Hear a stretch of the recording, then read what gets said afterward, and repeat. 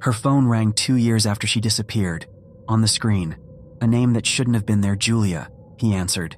There was only silence, breathing, and then, find me where it all began. At the park, he found the swing moving on its own, and a notebook filled with frantic sketches of something faceless. And on the last page it read, "He told me you would be next." The small town of Black Hollow had never been known for extraordinary events. Its tree-lined streets and modest houses were the perfect setting for a quiet life, until Julia Carter disappeared without a trace. Michael Thomas would never forget that autumn night when the two had met in the park for the last time. He watched the dark clouds forming in the sky while Julia swung gently on her favorite swing, with her purple-cased phone, a birthday present he had given her, firmly in her hands. "Something's wrong, Mike," she whispered, her eyes fixed on the darkness between the trees. "I feel like I'm being watched." Michael remembered laughing, dismissing it as paranoia. Julia always had a fertile imagination, especially when it came to supernatural stories. It was one of the things Head admired most about her, her ability to transform the mundane into something mysterious. But in the weeks leading up to her disappearance, something had changed. Her eyes were constantly surrounded by deep dark circles, and she carried a small notebook everywhere, scribbling frantically when she thought no one was looking. 2 years, 3 months, and 14 days had passed since Julia disappeared. The initial searches were intense. The entire town mobilized, searching every inch of Black Hollow. 4 months, posters with Julia's smiling face adorned poles and establishments. Michael participated in every search, slept just enough not to pass out, and begged anyone who would listen for information about his friend's whereabouts. But gradually, as happens with all tragedies, interest waned. The police filed the case after a year of fruitless investigations. Life moved on for everyone except Michael. He had moved into a small apartment on the second floor of an old building whose windows faced the park. Every night at 11:47, the exact time Julia used to call when she needed toe talk, Michael would sit by the window and watch the empty swings, swaying slightly in the wind. That routine had become his private ritual of mourning, a way to keep her memory alive, even if it meant living forever trapped in that fateful night.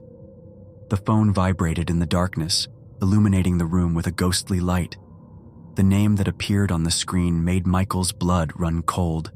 Julia, 2 years, 3 months, and 14 days since her disappearance. 2 years since the police had filed the case, classifying it as yet another unsolved mystery. Michael's hand trembled as he picked up the device. The last image he had of her was the photo from the missing person poster, an easy smile, eyes full of life. Now that same image stared at him from the phone screen. He answered. Silence, just the sound of labored breathing on the other end. Then, a whisper he knew so well, but which now sounded strangely distant. "Meet me where it all began." The call dropped.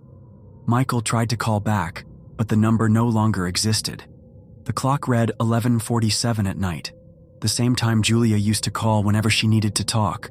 The coincidence was too disturbing to ignore.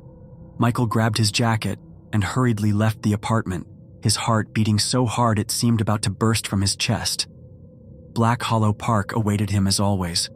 Skeletal trees swaying in the wind, rusty playground equipment creaking in a macabre symphony. His memories were etched in that place, running between the swings, telling scary stories under the moonlight. And their secrets, especially their secrets. Julia's favorite swing swayed slightly, although there was no wind. On it, a cracked phone reflected the moonlight. Michael immediately recognized the faded purple case, the same model he had given her on her last birthday.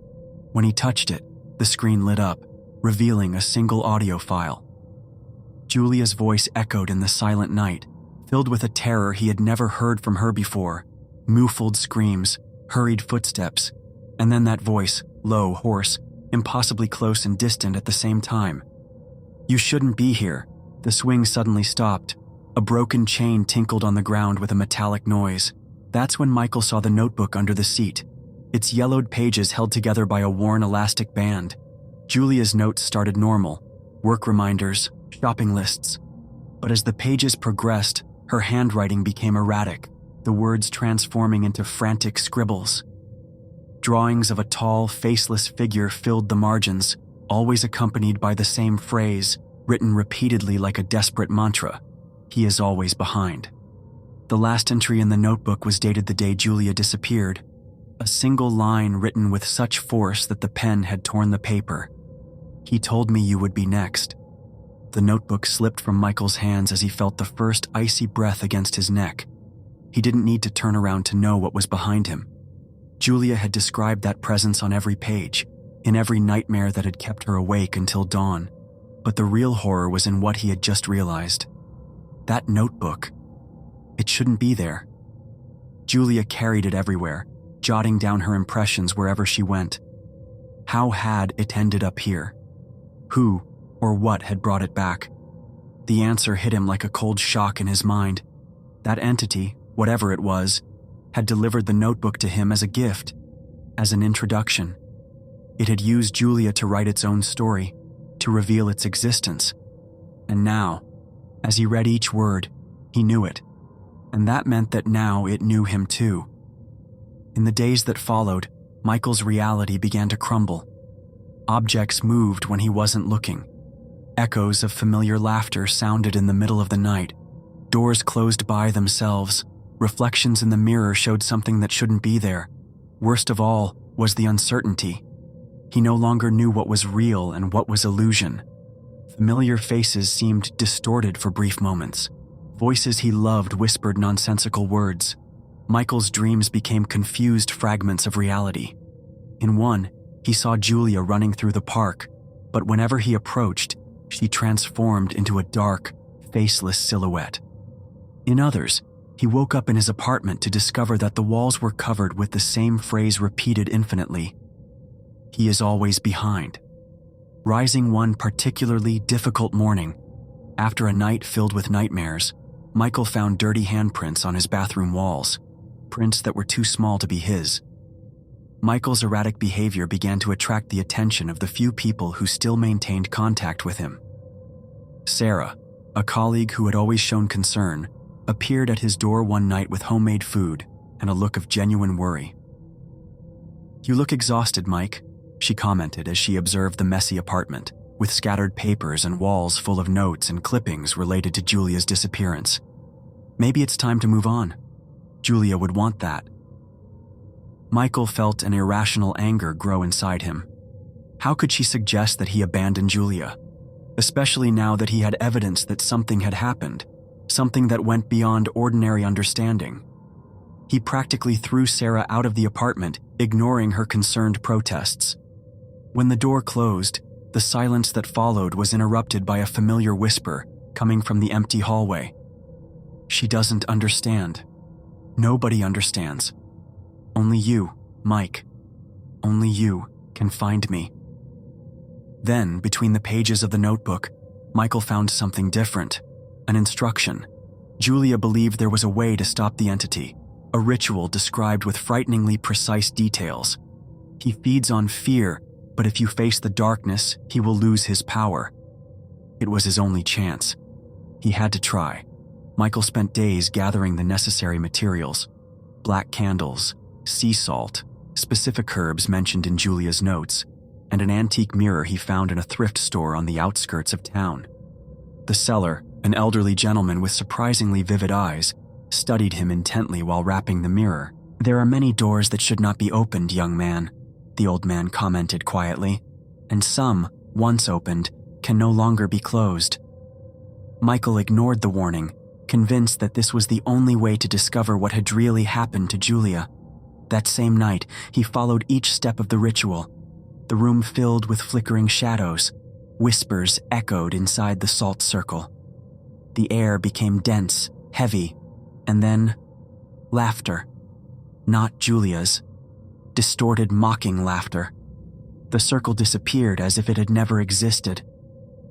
The candles went out abruptly. The silence that followed was almost disturbing, but at the same time, a glimmer of hope began to grow within him. Perhaps the ritual had worked. Perhaps he had won. But then everything collapsed. On the 15th night, Michael woke to a familiar sound, the phone vibrating on his nightstand. The name on the screen paralyzed him. Julia. He answered. But the voice on the other end wasn't hers. It was something else, something deep and distorted. Come home. The words echoed in his mind as he hurriedly dressed. Home could only mean one place, Julia's family's old residence, abandoned after her disappearance. Her parents couldn't bear to remain in town, plagued by the pain of loss and unbearable memories. The house stood at the edge of Black Hollow, a Victorian building surrounded by ancient trees. As he drove down the dark road, Michael tried to convince himself that he was doing the right thing. Maybe Julia was alive. Maybe she had finally found her way back. But deep down, he knew. Something much darker awaited him in that house. The door creaked as it opened, as if it hadn't been used in years. The smell of mold and abandonment filled his nostrils as he entered the dark hallway. The beam of his flashlight revealed furniture covered with dusty sheets, family photographs still hanging on the walls, depicting happy moments that now seemed to belong to another life. Julia? His voice reverberated through the empty house. No response. Just the creaking of the floorboards beneath his feet. A muffled sound caught his attention. It came from the basement. Michael hesitated for a moment, his heart hammering against his chest. He descended the steps slowly, each step making the old staircase groan in protest. The light from his flashlight flickered, as if something was draining its energy. Michael ran without thinking. But the moment he realized he was exactly where the entity wanted him to be was when he saw her. Julia lying on the floor of the old basement, her lifeless body twisted unnaturally. Her mouth slightly open, her empty eyes frozen in eternal terror. A scream rose in Michael's throat, but no sound came out. His body trembled. His men refused to accept reality. And then a whisper. Now it's your turn. Despair consumed Michael. His heart raced, and without thinking, he ran up the stairs. There was an attic, a space they had known since childhood. And at the opposite end, a window, his only escape route. The entity whispered in his ear, taunting, seducing. She jumped first, and now you can join her. The voice was seductive, almost comforting, as if promising relief from all the pain. End it. Come to where she is. Michael's feet reached the edge. The cold night wind caressed his skin. Below, the void seemed to call to him, and the entity's laughter filled his mind. And then, for a moment, everything went silent. In the garden, he saw familiar faces. Julia, her parents, everyone he had lost. They were there, waiting for him, and in an instant he was with them, feeling a slight breeze around him.